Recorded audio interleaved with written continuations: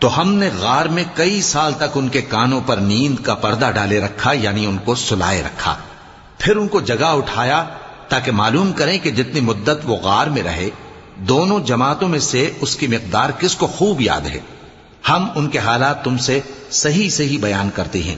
وہ کئی نوجوان تھے جو اپنے پروردگار پر ایمان لائے تھے، اور ہم نے ان کو اور زیادہ ہدایت دی تھی، اور ان کے دلوں کو مربوط یعنی مضبوط کر دیا. جب وہ اٹھ کھڑے ہوئے تو کہنے لگے کہ ہمارا پروردگار آسمانوں اور زمین کا مالک ہے، ہم اس کے سوا کسی کو معبود سمجھ کر نہ پکاریں گے. اگر ایسا کیا تو اس وقت ہم نے بے عقلی کی بات کی. ان ہماری قوم کے لوگوں نے اس کے سوا اور معبود بنا رکھے ہیں. بھلا یہ ان کے معبود ہونے پر کوئی کھلی دلیل کیوں نہیں ہلاتے؟ تو اس سے زیادہ کون ظالم ہے جو اللہ پر جھوٹ باندھے؟ اور جب تم نے ان مشرکوں سے اور جن کی یہ اللہ کے سوا عبادت کرتے ہیں ان سے کنارہ کر لیا ہے